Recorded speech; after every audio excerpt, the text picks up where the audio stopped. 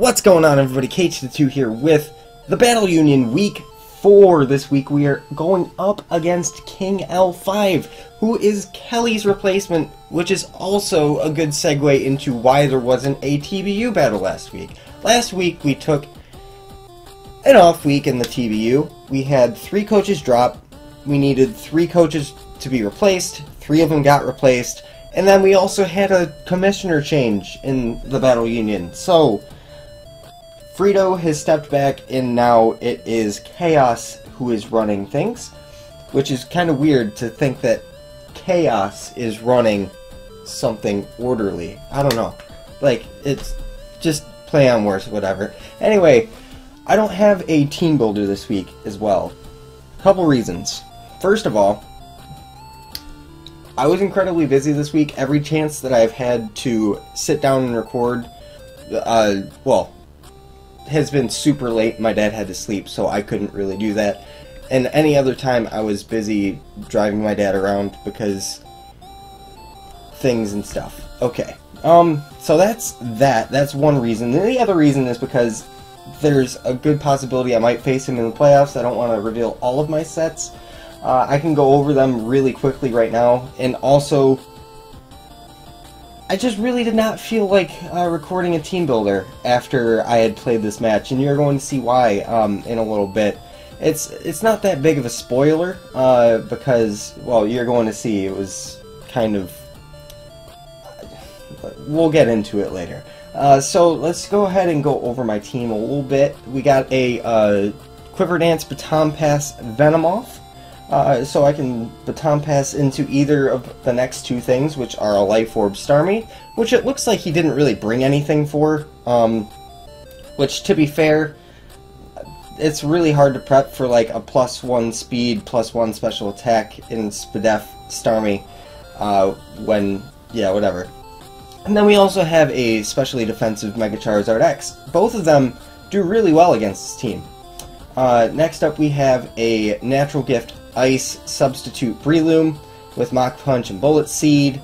Then we have a Mixed Defensive Crobat. This thing has enough defense to live a Stone Edge after rocks from his Mienshao that he didn't bring.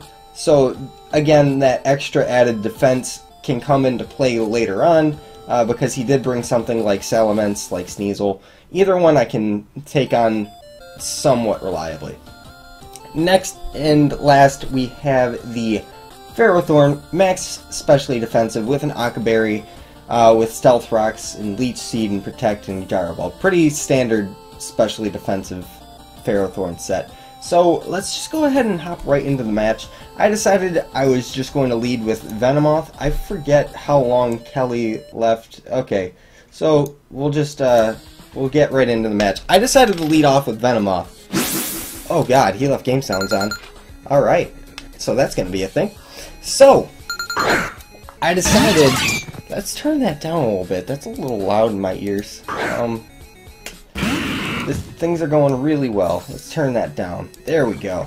Now I can hear. So I decide, okay, let's go ahead and set up a Quiver Dance turn 1. This was going to be my plan in the beginning. This is why I led off with it.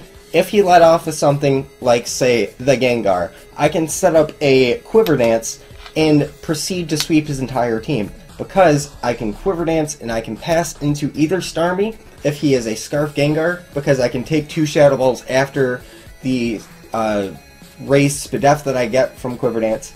I can pass that into Starmie because he will attack me first. I will chew the hit, get into Starmie, scratch free. Or I can pass the Spadef and the speed into my Megazard X, get a little bit of a boost by being able to take special hits a little bit better by having the extra speed, so I can set up a little bit faster against his team. So that's going to be my plan, is my reasoning why I decided it was alright to set up turn 1. So you're going to see he's going to go for the Shadow Ball, and he does quite a bit, but he gets a special defense drop. So, like, the thing is, I'm kind of suspecting him to be a Choice Scarf Gengar, which if he is, he's going to knock us out here. The only added benefit that we get by knowing he's a Scarf Gengar is just knowing that he's Scarfed. If he is Scarfed, we just lost a chance, a really good chance at a 6-0 with our Starmie.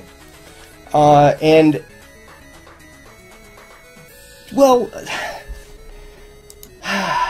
if he was Life Orb, which he's not, if he was Specs, which he's not, if he's like Expert Belt, say Expert Belt maybe, I would have been able to pass still +1 speed into my Megazard. But instead,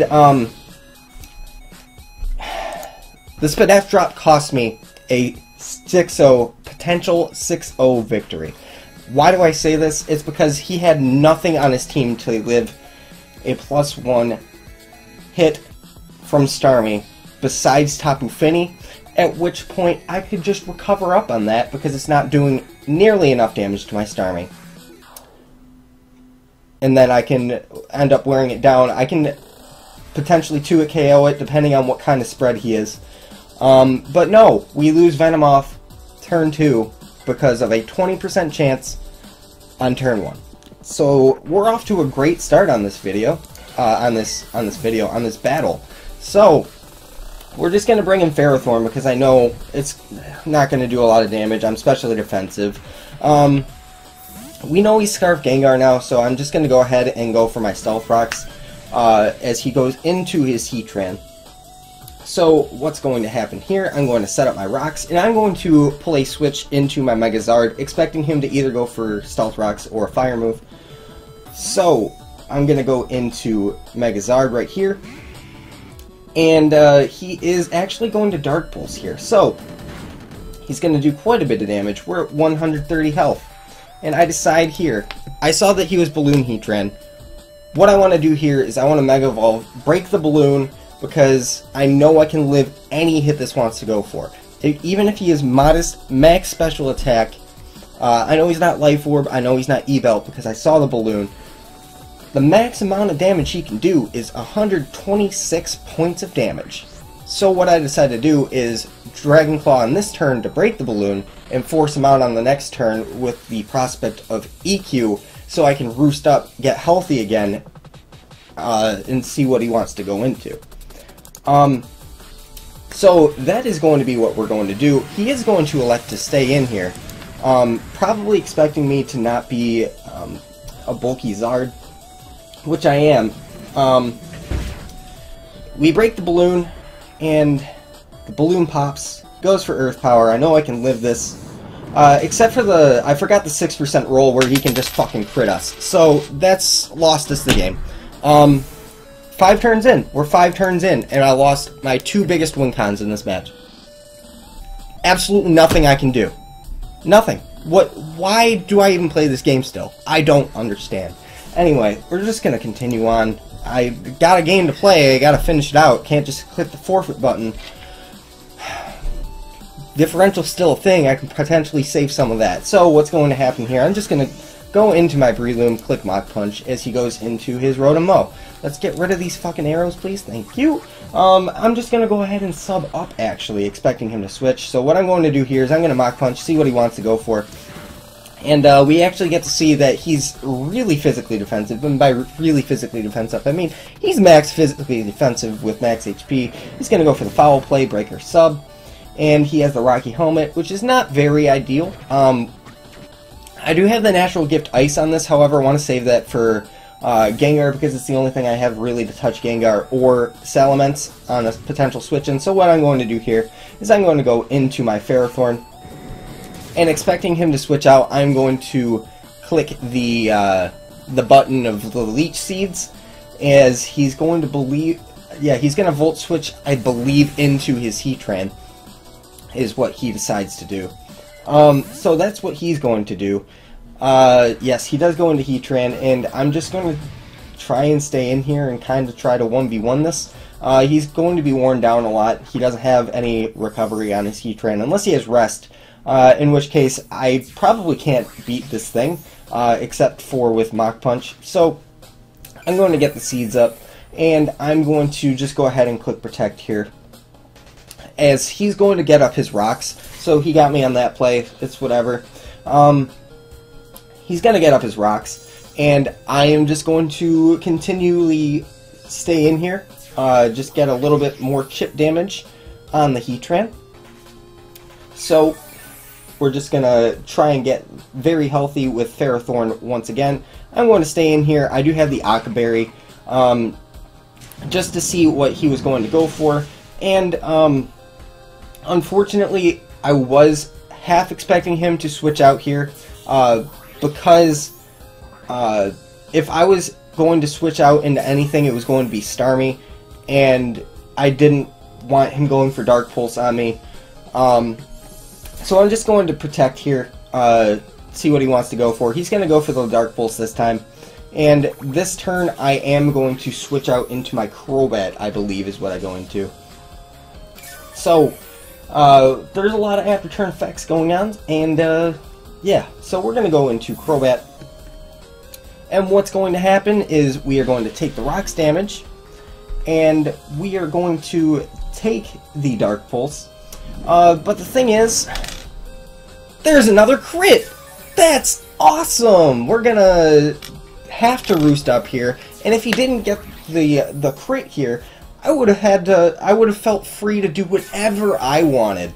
I could have Brave Birded in order to kill him, but I needed to roost up to stay out of range of his Gengar's Shadow Ball, which now I can roost up, but he can just click Earth Power. It's a risk-free play for him to go for. Basically, we have lost now our Crobat as well to a critical hit. So, we're having a great time. Great time! I'm having so much fun in this game. Heatran's going to go down, and we're going to get some Leech Seed recovery, and the Black Sludge recovery, and he's just going to go straight out into his Scarf Gengar, which at this point can kill us because he ended up getting the crit, which forced us to roost on his Earth Power. But we are going to save this as death fodder later. Potential taunt bait for his Tapu Fini. And what's going to happen here is he's going to go for the Shadow Ball.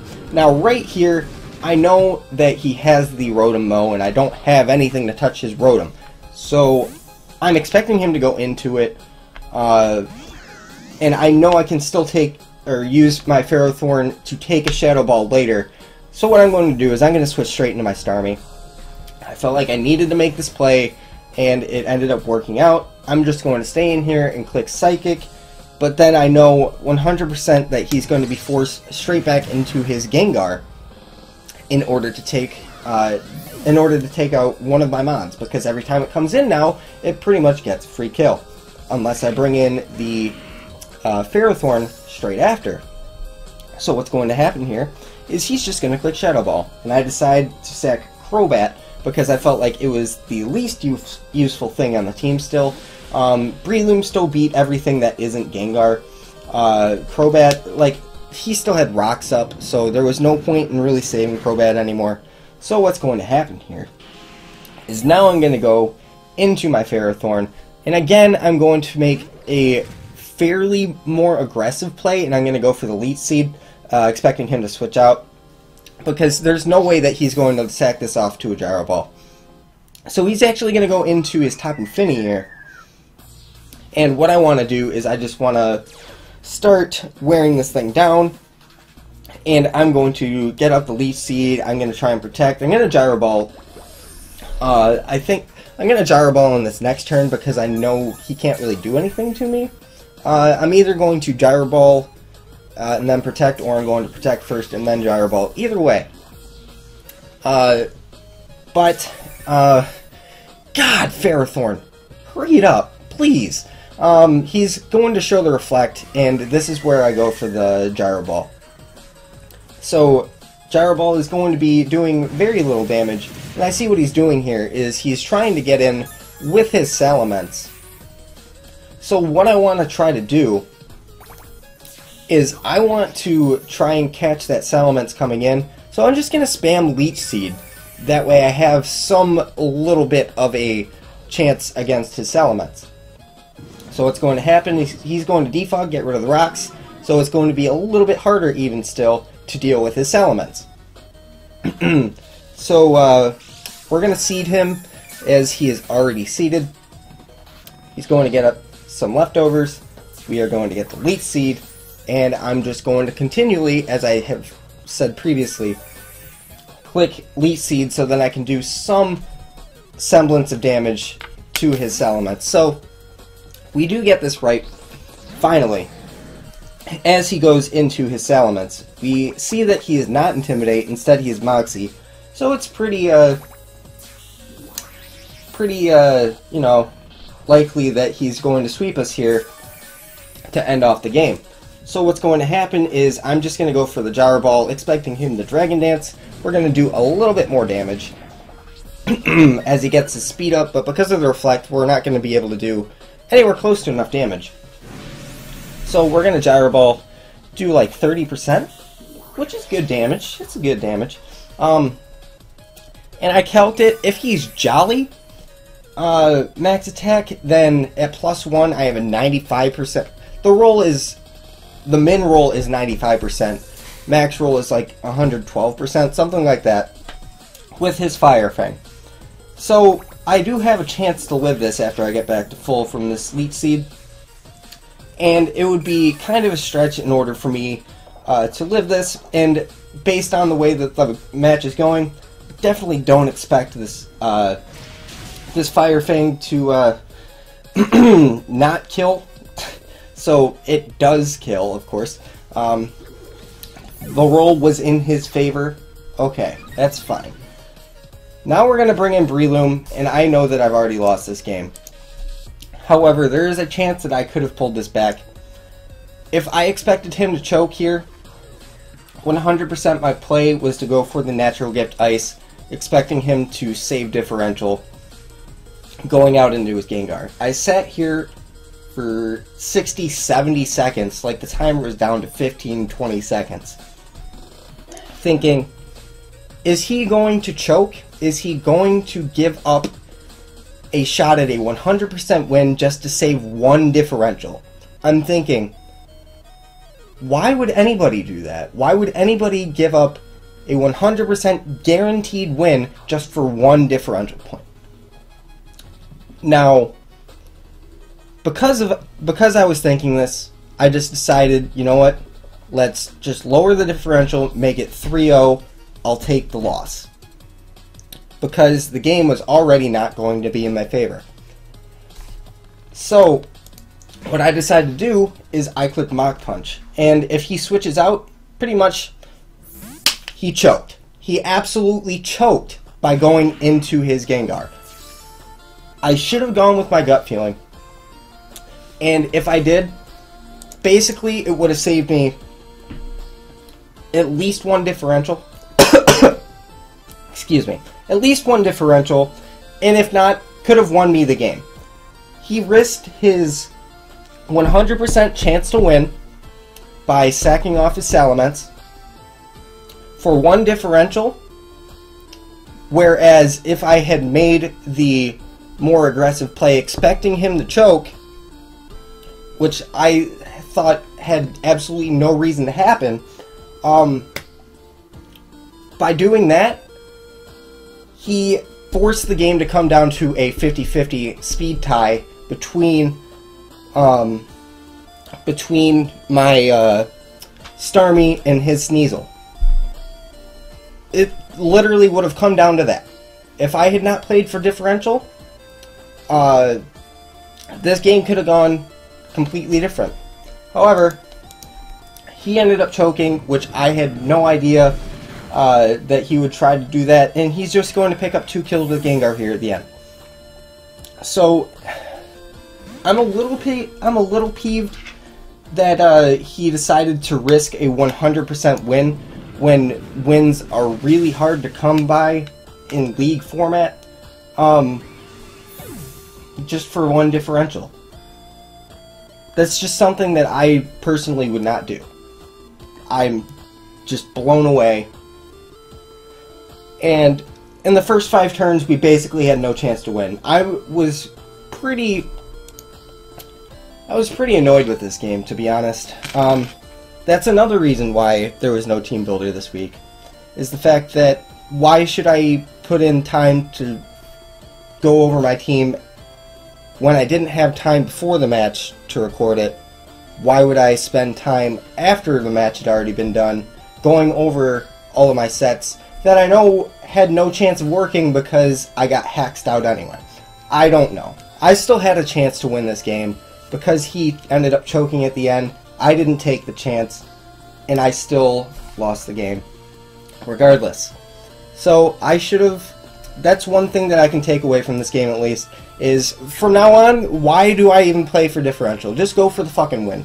Just go for the win, Kyle. If you don't have a chance to win, or if you have a chance to win the game, and you have no other options, go for it. Just do it.